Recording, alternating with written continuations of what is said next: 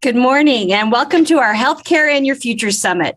My name is Ann Hutchison and I'm the President and CEO of the Fort Collins Area Chamber. I have the tremendous pleasure of being your MC for the day. This is our 11th annual Healthcare in Your Future Summit. The Chamber has convened this conversation in the hopes of helping to educate you, our business community, as well as our healthcare community about the changing landscape. We know that healthcare impacts all of us, whether you're a small business, you're a single large employer, or you're actually in the healthcare industry. Healthcare is all around us. We've got a great lineup today, and we're excited to bring this program to you. We've got local updates. We're going to do some insight into talent, and the insights there will be valuable to all businesses. And then we'll also talk about what's happening with healthcare and their talent challenges. And then we're going to talk about some inclusion issues. How do you bring that to your business? How do you change how you're thinking about things in the workplace? And then we'll finish up the day with an inspirational conversation with a tremendous speaker. So hang in there, jump in and out as you need to. We're excited to have you join us today. I've got a few thank yous and announcements before we jump all the way in. Our event today would not be possible without the strong support of our sponsors. Their logos will run across the screen today and they're posted on our event website. But we especially want to say a special thank you to our gold sponsors: Anthem Blue Cross Blue Shield, Columbine Health Systems, the Northern Colorado Health Sector Partnership, Old Town Media, and UCHealth. We also want to let you know we're tweeting today. Please feel free to join us in the conversation. We're going to be using the hashtag NoCoHealth, and all the materials from today's conversation will be available on our event website.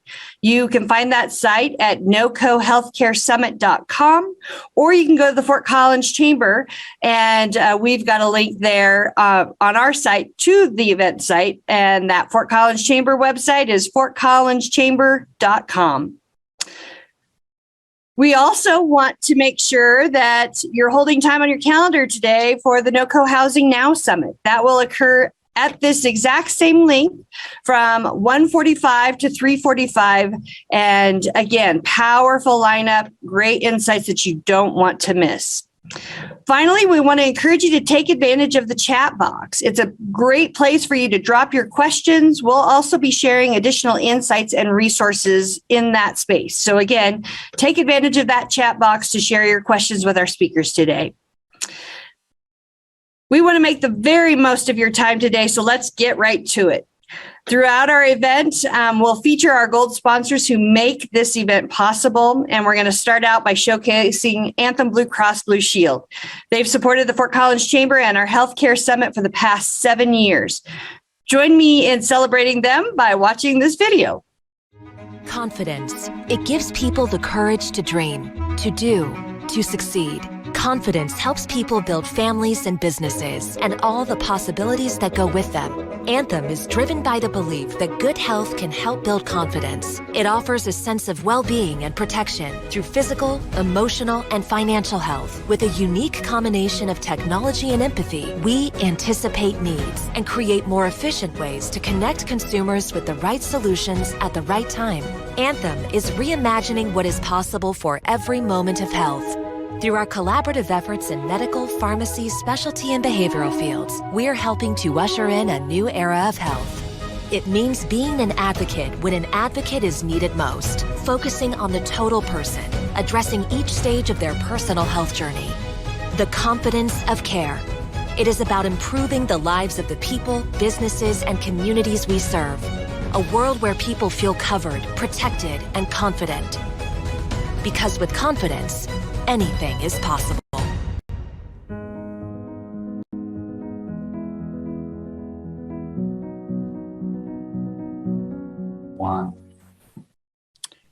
Thank you, Anthem Blue Cross Blue Shield, for your continued support of the Chamber's Healthcare Summit. As I mentioned, today we're going to kickstart our day by learning a little bit more about what's happening with healthcare right here in Northern Colorado. And our first speaker joining us is Kevin Unger, President and CEO of Poudre Valley Hospital and Medical Center of the Rockies. He also provides executive leadership over Yampa Valley Medical Center and Greeley Hospital. Kevin oversees management agreements with Sydney Regional Medical Center, Ivinson Memorial Hospital, Cheyenne Regional Medical Center, and Campbell County Health. Kevin began in 2001 as the Vice President of Planning and Strategic Operations and Ambulatory Services for PVH, was then named President and CEO in 2005. With the formation of UCHealth, his role changed in 2013 to oversee both hospitals. Kevin's focus on quality excellence is reflected in the numerous national awards won by Poudre Valley Hospital, Medical Center of the Rockies, and Poudre Valley Health System, including the Malcolm Baldrige National Quality Award in 2008. Kevin was selected in 2009 as recipient of the Robert S. Hudgens Young Healthcare Executive of the Year through the American College of Healthcare Executives. He's a native of Fort Collins. He and his wife, Stacy, are the proud parents of 3 children, and we are so fortunate to have Kevin leading healthcare here in Northern Colorado. Kevin, welcome. Thank you so much, Ann, and sorry for that lengthy introduction. And I appreciate the Fort Collins Chamber. You do a tremendous job, and UCHealth and Poudre Valley Hospital and the crew have been big sponsors and supporters of the Chamber. But we can't thank you enough for your work on widening I-25 and your focus on talent within this market. And you've been true leaders in the industry, and we can't thank you enough for all that you do. I am a nightmare of a presenter for those who have to work on the logistics, because I had a presentation that I was going to be using this morning, but I decided to switch to just one slide because I think it's top of mind for everybody, and it's truly what we've been spending really our last 2 years focused on, which is COVID and kind of our current state of the state within the UCHealth system here in Northern Colorado. We have been really under a lot of pressure for 2 years, but particularly for about the past 10 weeks, we've seen an incredible surge of the Delta variant that is really taken a lot of the time and resources of our hospital personnel. Nikki, if you don't mind putting the slide that I decided to use up, I'd appreciate that, because I think it really does tell a story of what we're going through at this point. And I know she's challenged to get my slide up just because I switched up on her at the last minute, and so I apologize for that. But what we have been seeing is a strong surge for about the last 10 weeks. As we sit this morning here in Northern Colorado, we have 101 positive COVID patients that are at either the Greeley Hospital, at Poudre Valley Hospital, or at Medical Center of the Rockies. And thank you, Nikki. I appreciate that. We've of those patients right now, 36 of those patients here in Northern Colorado are in our intensive care unit. And I think that this slide actually kind of tells the story of what we're experiencing and what we're feeling at this point. And so this slide is not up to date. It was actually a snapshot of our COVID positive patients throughout the entire UCHealth system on September 30th. Our volumes have actually increased. We're now seeing within the system 329 COVID positive patients, which is actually not a record. We saw our record COVID population in the January timeframe. The difference between January and where we sit today is the fact that we're just seeing crushing volumes walking into our facilities through the emergency departments. And so we're seeing high trauma volumes as well as cardiac volumes, as well as A lot of people having babies, which is fun. We love to hear the Brahms lullaby playing overhead when a baby is born. But we're seeing record volumes almost in every location. Just for instance, I'm at the Greeley Hospital as we speak. Just yesterday, the Greeley Hospital saw 119 patients through the emergency department yesterday. And that is a new record, and we're setting a new record for ED volume almost every single day of the week at our different facilities. I'll walk through this slide real quick. And so the left box, which says 232 hospitalized, the red patients are unvaccinated COVID positive patients that we're caring for. The gray patients are those that did receive one of our vaccinations, either Johnson & Johnson, Moderna, or the Pfizer vaccine. And so we are seeing some breakthrough cases, but as I'll explain, really the vaccine is doing a nice job of keeping people out of our intensive care units. That box, which says 232 hospitalized, the average length of stay of those patients is just under 10 days. To put that into perspective, under normal operating circumstances within our facilities, we traditionally see about a 3-day average length of stay within our facility. And so this is nearly 3 times the number. And these are our patients that don't need to be in the intensive care unit. They're on our med surg units. We're keeping an eye on them just in case they take a turn for the worse and need intensive care services. The middle box, which says 87 ICU cases, you can see that the vaccination rate actually increases or decreases, and those that are unvaccinated, the percentage increases in that box. These are patients that may need heated high flow treatments. They are not on a ventilator, but they are in our ICUs. And for this patient population, the average length of stay jumps up to 15 days. And so that is significant. And then the far right box are those patients that end up in our intensive care unit and need to be ventilated. So they need to be on a ventilator. And as you can see, very few vaccinated patients end up in our ICU on a ventilator. And that average length of stay jumps up to just under 27 days. And so that's where we're really struggling from a critical care perspective, is not just the number of patients that we're seeing, but just how long they're staying within our facilities. So the average length of stay is just such that it really does use a lot of our critical care capacity. And so all of our ICUs for the past 9 weeks have been over 100% occupancy, meaning that we are doubling up in many of our rooms, doubling up patients. We're also seeing RSV. It started to hit in August in our kids.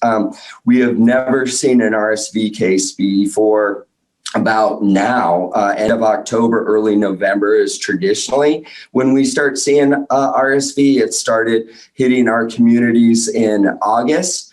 And we are concerned about what the flu could mean for us, because we have been holding at this high COVID number for 9 weeks. We have deactivated our tier 2 and tier 3 surgical procedures, meaning we're not doing any elective cases at this point, just to try to maintain and keep our bed capacity within the facilities.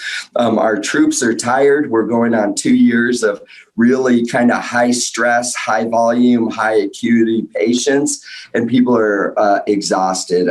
We have been seeing the same thing that you all are from a workforce perspective, very difficult to recruit, focused heavily on retention of our staff. And looking at, compensation, time off, doing whatever we can do to minimize the administrative burden that we put on our staff and make sure that they can just solely focus on making sure that they're taking care of patients. But we are seeing staff leaving to move closer to home.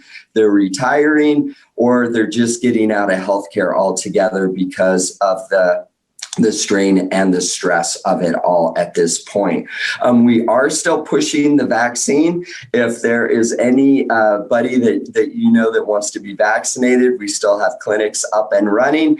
And then we are planning for the approval of the vaccine in our pediatric population. And so once that is approved, we will convert our clinics over a weekend to just focusing on our pediatric population. And so we have plenty of the Pfizer and the Moderna vaccine, and we're happy to go. And if there's large groups that are interested in being vaccinated, please let us know, and either the county or UCHealth will be there to administer these vaccinations.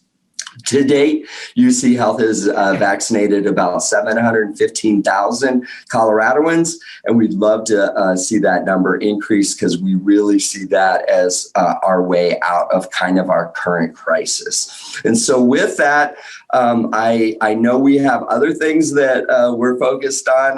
The state is still really pushing hard on the public option. We know we're going to have rate pressures as we move forward, and we're focusing on reducing the expense of healthcare, particularly within the UCHealth system, and are looking for ways to go direct to employers and contract to try to save money and do some other things that we believe could be very innovative to drive down the cost of care. But at this moment, we're just trying to get through the day and take care of the patient population that we've been seeing. One other myth that I've been hearing out in the community is that we're caring for mostly Wyoming patients. That is not the case. And so of the 101 patients that we're seeing currently, 3 of them are from Wyoming. The majority, unfortunately, at this point are actually from Larimer County. And so we're seeing high volumes in the Loveland market and Wellington are hot spots. And then we are still seeing Weld County as well. And so Nikki has given me the hook, and I appreciate the time this morning. Feel free to text or email me, and I'm happy to answer any questions later on as well. So thanks for your time this morning, and thank you for the support you've been providing us and our staff. We very much appreciate it. Thank you so much, Kevin. We appreciate that deep dive into the reality that your system's facing on a daily basis right now, as well as some of that early observation of where we're headed next. We really do appreciate all that you've been doing. Next up, we have Yvonne Myers joining us. She's the Health Systems Director with Columbine Health Systems. Since 1979, Yvonne has worked with older adults in various settings, including skilled nursing facilities, assisted living facilities, in-home care, pharmacy, and adult day programs. She's been employed in various roles at Columbine Health System over the last 31 years, since 1998 as the Health Systems Director. In that time, Columbine has grown from 5 businesses to 24. They currently employ over 1,450 people. And over the past 39 years, Yvonne has been involved in numerous boards and committees regarding workforce development. In fact, she's been a key leader for us when it comes to the talent conversation. Yvonne is currently a board member of the Fort Collins Area Chamber of Commerce, the UCHealth Northern Colorado Foundation, and co-chair of the Northern Colorado Health Sector Partnership. She's been married for 37 years, and her daughter is a senior at Kansas State University studying interior design. Welcome, Yvonne.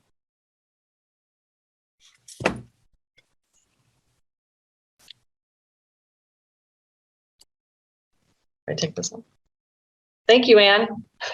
I'm super excited to be here today and grateful to be asked to speak a little bit about what we're doing here at Columbine and in long-term care. I do want to echo Kevin's sentiments as well, not only all the efforts that you've done, but also putting on this event, this healthcare summit for the last 11 years. So I'll start my slides here and see if we can get that going so I can keep on track. 7 minutes is all they've given us, and anybody who knows me knows that is not enough time for me. So to be sure I'm doing it correctly. So, all right. So boosters, boosters, boosters. That's all we've been doing here at Columbine. So we've have 1,000 boosters we've given in the last few weeks between our residents and our staff. We've also been giving flu shots. So one day I got a flu in the right arm and a booster in the left, and off we went. So we mandated the vaccine back on April 1st, and it was hard to be first, but it's worked out for us. We have a high vaccination rate, and that's been really, really lucky. As you know, in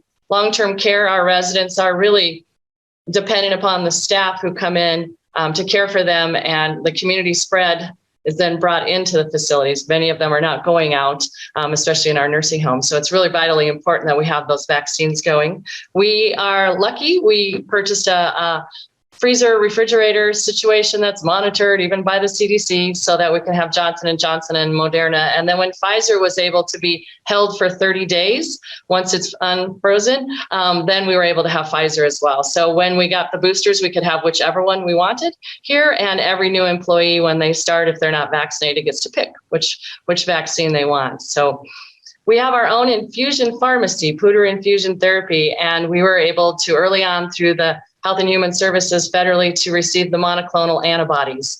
So whenever we do have a breakthrough case, we are able to give that resident and their family a choice as to whether they'd want to do the monoclonal antibodies. We also, if there was any high-risk exposure, if you were in the dining room eating with your friends and somebody then becomes positive, you then have the chance to have the monoclonal antibodies if that's what you'd like to do as well. We're seeing about a 95% uptake of folks taking the monoclonal antibodies as well. We do have a family member who is an ER doctor at UCHealth who said she believes that's the best treatment possible, and very grateful that we have it here at Columbine. Our Poudre Infusion Pharmacy also is doing a drive-through clinic. We set up 2 of our garages at one of our independent livings, and on Tuesdays and Fridays, the community can receive the monoclonal antibodies. Folks either who've been exposed or have a high-risk exposure and meet the criteria to have it. So we're excited for that.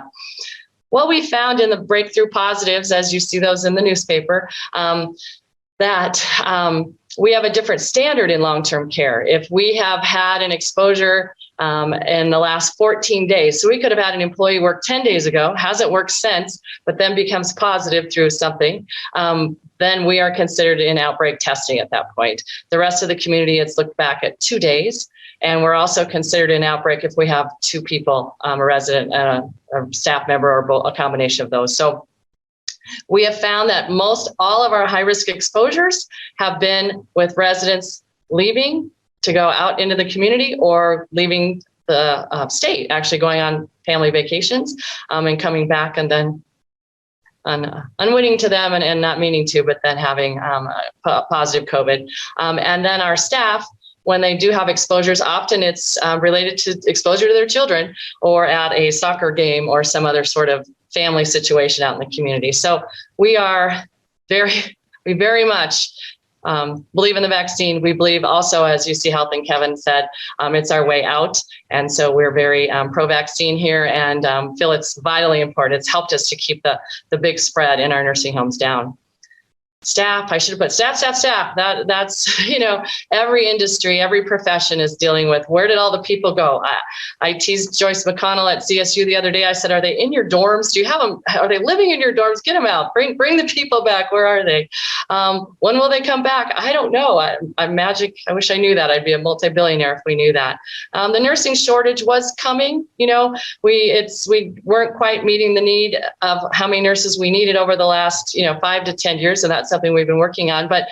But through, as Kevin said, people leaving healthcare, people choosing to work in a different healthcare place, people retiring, we're seeing the same effects of that in the nursing shortage. But we're also seeing that amongst all employee sectors as well. So housekeeping, laundry, CNAs, that sort of thing. So I put in here figuring out how to welcome the new employee. And what I mean by that is the new employee is different. You know, the world is different. And many of us here at Columbine that are leading it are baby boomers, and we are, you know, having millennials and Gen Xers and different folks. And I think what they think about work and how they think about work. And so we're doing lots of the same things that Kevin said, which is, you know, thinking about how people want to work, shorter shifts, different schedules, more time away from work, which is what they want. And so trying to be as creative as possible and trying to become a new employer. So we deal with the ever-changing guidance. I just put all these up here. We have CDC, CMS, CDPHE, Larimer County, Weld County, OSHA, EEOC, ADA. Oh my gosh, public opinion, you know, every single day. So it's a full-time effort to read, listen, interpret, educate, and ensure compliance. That's a full-time job. It's been that way for 2 years. A year and a half, 2 years ago, our medical director said, this COVID will last 2 years. And I thought to myself, oh, don't say it out loud. Don't put it into the universe, but she's going to be right. And I hope it's just 2 years. We're coming upon that. And I think we can make it if it's just going to be 2 years. We're right now getting back to what we do, which is really looking at quality assurance and process improvement, trying to get back to doing good care at our facilities. We'd like to have more staff. We really are. The hospitals have great needs for us to take patients. They need us to help clear those patients out of the hospital and take the elderly folks. Sometimes we don't have enough staff to care for more patients. And so it's a log jam between the whole healthcare system. And so something we'd like to work on. We have received a state grant to be a training site for the CPE nonviolent crisis intervention training. The temperature in the world is high, it's hot. It's important that our staff know and understand and have good skills in order to be good, provide good customer service and help with the sort of the tempo and the temperature of the world today.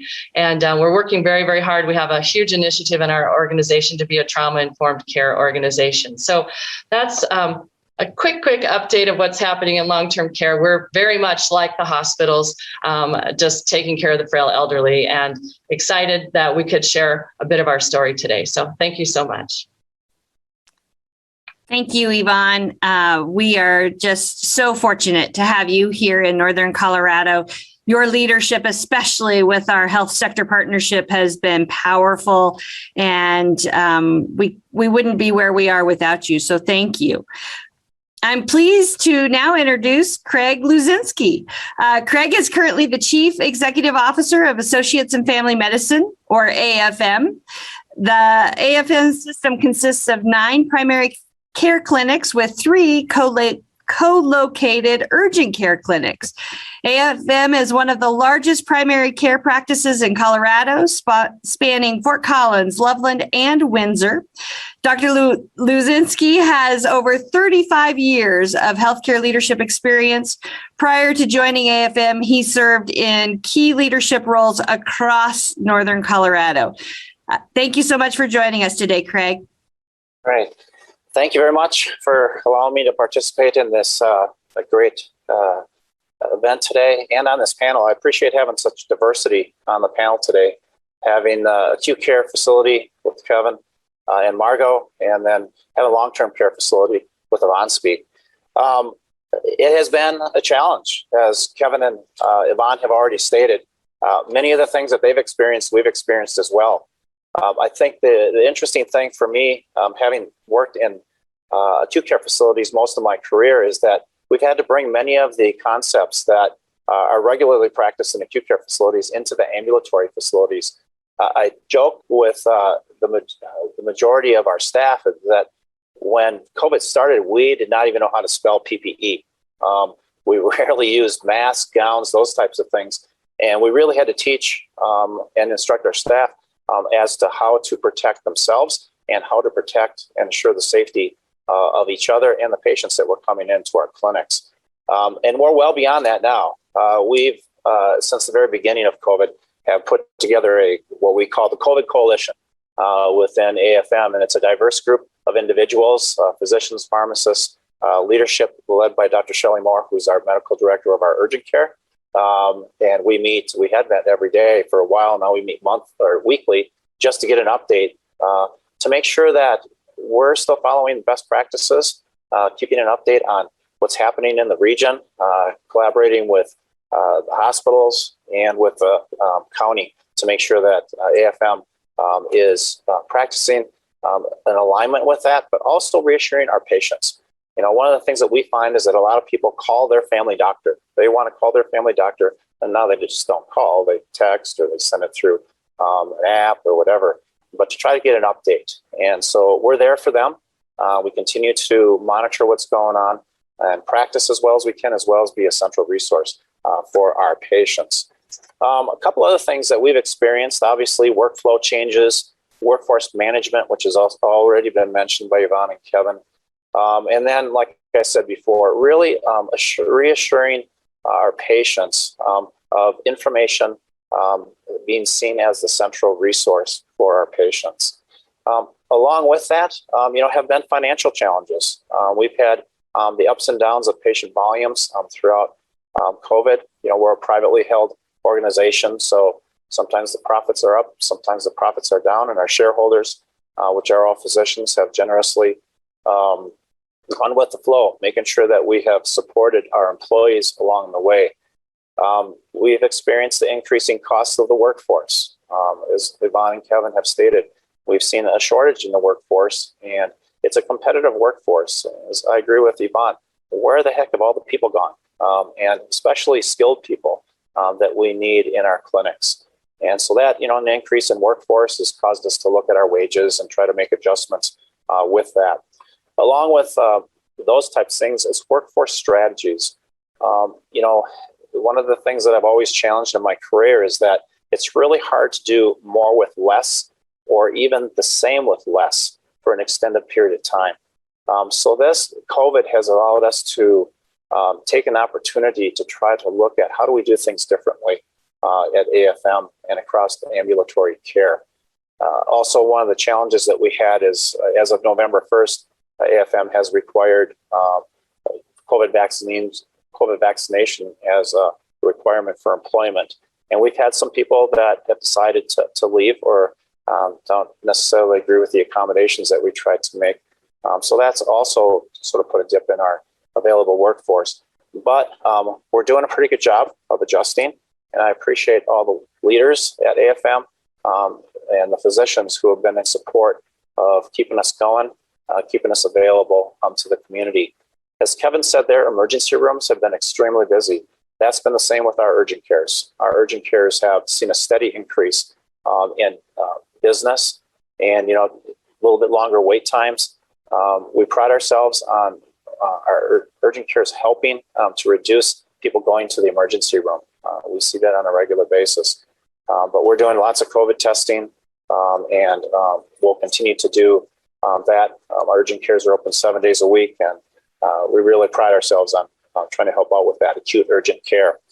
One of the things, though, that we focused on at AFM is that how do we lead through this event? And I'm really excited to hear the keynote speaker today, because when I looked at what the topic was, that's pretty much what we've been focusing on at AFM for at least the past several months.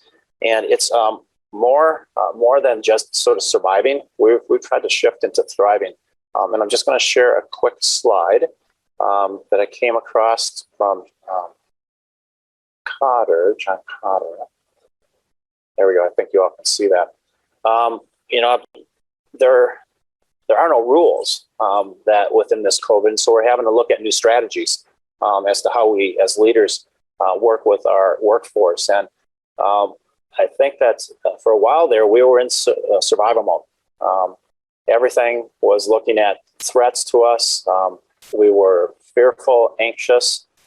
We pretty much were narrowly focused on the events of the day, and we're trying to just get through it. And I've been a fan of John Cotter for many years and recognize that what we're going through is primarily change management as leaders. And that's key. It's helped me pull back a little bit from getting in the weeds, trusting my people that are providing leadership every day, and really shifting toward thriving. And that's why I'm excited to hear the keynote speaker. Hopefully I'm not taking the wind out of his sail, but really looking at what's our passion. How do we keep our people excited during this, which is really challenging, and changing our behavior to, as it states on the bottom there, to curiosity, innovation, and collaboration, not only within our organization, but through the community as to how we do that. One of the things that we're really looking at now is refueling. We're far from eliminating the survival thinking. I'm hoping that we're moving to the thriving thinking, but now getting into refueling. Most of us are well beyond the resilient phase, which is sort of get up every morning, tough it up, be resilient, go stand up in front of your people, say all the positive words to keep them motivated. But that was like 6 months ago. I was sort of done with resilience, and you have to sort of work through that. And now what we're trying to do with our staff is refuel. And some of that's financially, making sure that the workforce is being paid appropriately and looking at how we can retain and recruit our people, but also recognizing all the things, little things that we do. I mean, we celebrate when we get a new HVAC unit on one of our clinics. We celebrate when we get a new roof on one of our clinics. It's a big deal to have that happen, and continue to recognize our staff for the great work that they're doing, and try to move toward that. Let's do less with less if we can, rather than continue to have the stress of doing more with less. One of the things that Cotter mentioned in his model is really moving from the old model, which is focused on the burning platform. Cotter says there's so many burning platforms right now that's stressing us out. We can't deal with all the burning platforms. And really what we need to do is to focus on opportunity. And that's where AFM is headed. We're far from achieving that, but my goal is to really focus on opportunities that we can take based on the stressors and the changes that we've had to look at and deal with through the COVID situation. And it's just not the COVID situation, it's everything that's resulted from the COVID situation. The workforce management, the stressors not only at work, but in our personal lives. So that's a quick update on the ambulatory status. And like I said, I'm really excited because we're going to get through this. It will be different, but we'll get through this whole thing. But I just look for the Fort Collins community to lead this as through the state and maybe even through the region or country as to how we become better as a result of the things that we've experienced this past almost 2 years now. So thank you for giving me the opportunity to give you an update, and I look forward to the rest of the day. Craig, thank you so much for your thoughtful comments today. We're so fortunate to have AFM be a part of our community and providing healthcare to so many in our larger community. We appreciate you, and we appreciate AFM. It's my privilege to now introduce our final speaker for this session, and that's Margo Karsten with Banner Health. Margo joined Banner Health as Chief Executive Officer for Banner Fort Collins Medical Center, McKee Medical Center, and Northern Colorado Medical Center in 2016. In 2018, she became president of the Western Division in a dual role. She currently serves now as Western Division President for Banner Health. She provides overall leadership for 3 hospitals in the North Front Range and oversees an additional 13 acute and critical access hospitals in 6 states. Over the past 20 years, she's had leadership roles at hospitals all over Colorado and Wyoming. She's active in many community boards, which include the Greeley Chamber, Upstate Colorado, and the Colorado Hospital Association. Margo, thank you for joining us today. Thanks, Ann. I'll echo what has been said about the Fort Collins Chamber. I think what really sets us apart, I have a unique lens given my role right now that I get to see how 6 different states have managed COVID. And what I think is really a distinguishing differentiator for us, Ann, is the work that the 3 chambers do in our Northern Colorado. So not only do I appreciate this event and your leadership, Ann, but also Ann's been active encouraging both Mindy and Jamie, the other chamber chairs, to meet with us. And I'm one of the chair people over at Greeley every 6 months. So we stay together. So I do think through this collaboration, it is going to get us through the pandemic. And it also creates a vibrancy in this community that is not common in anywhere else that I've worked in. So I just want to thank you, Ann, for your leadership and the ongoing focus on let's be collaboration, people versus competitors.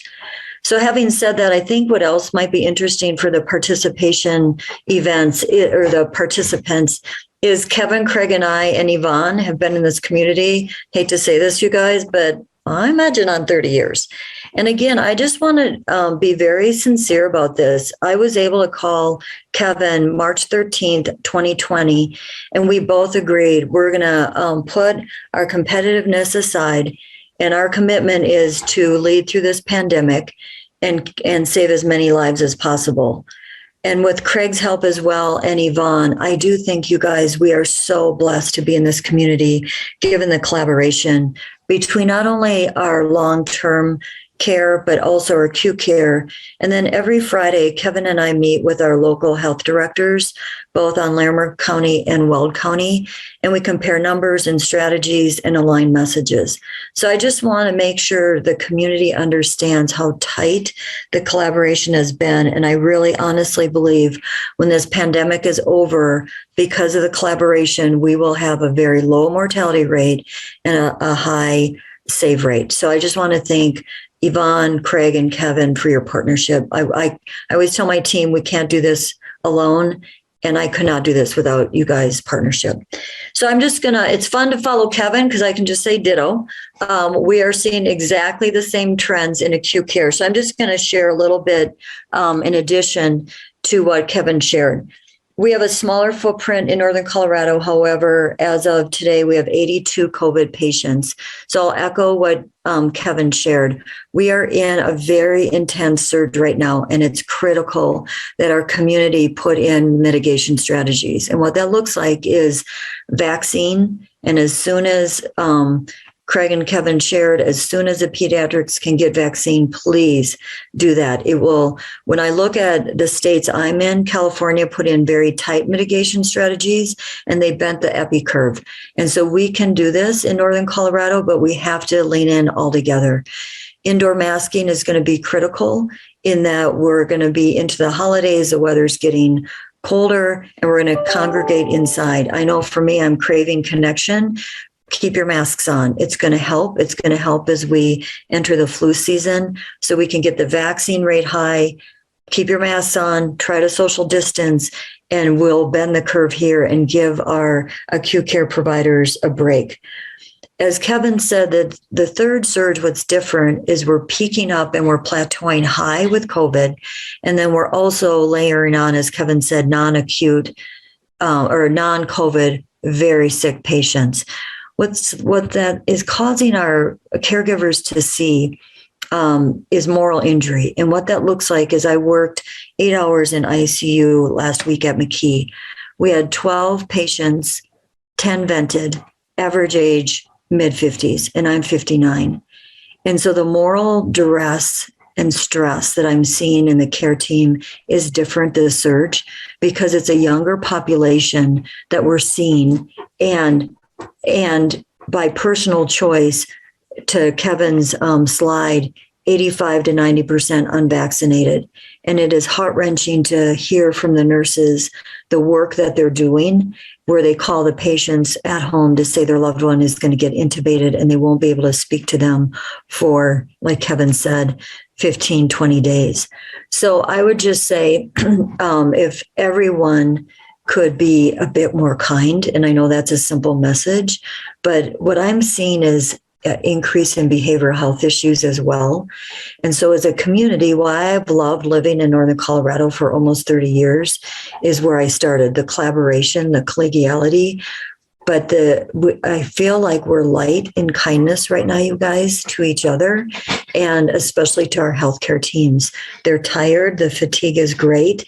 And so when I think about what we could do as a Northern Colorado community, let's just lean in and get through this together and acknowledge the stress. And Craig, I appreciated this slide you showed about thriving.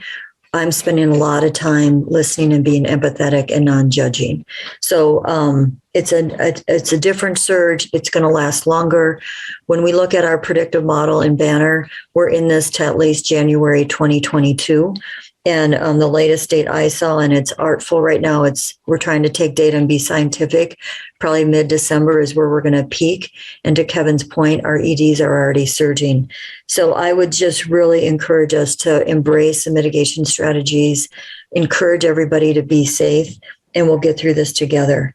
In regard to what the pandemic has taught us as healthcare providers, it really has been a good catalyst.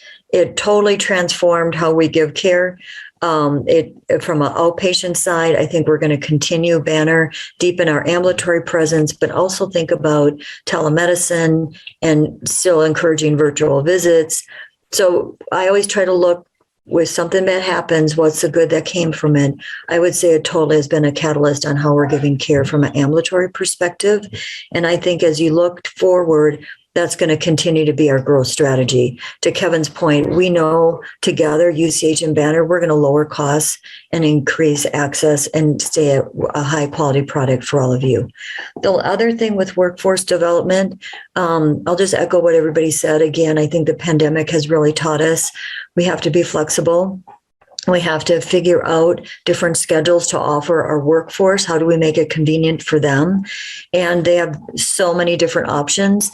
My hope is when I think about the pandemic, one value that people are saying as they go into work, they want to do meaningful work.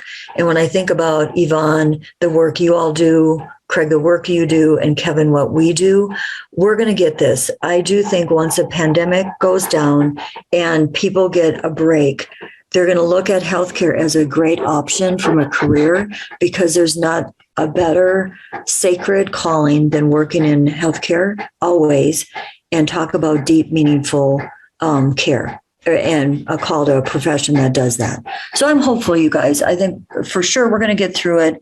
The differentiator is our collaboration.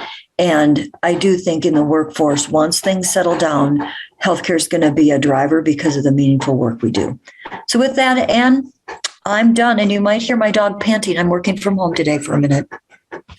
Thank you, Margo. Again, so fantastic that we've been able to get on the ground insight from each of you as speakers today. And we certainly appreciate the fact that this is a region working together and that each of the individuals we featured today, Margo, Craig, Yvonne, and Kevin, provide support and leadership for a system across Northern Colorado that's working to keep our community healthy and safe.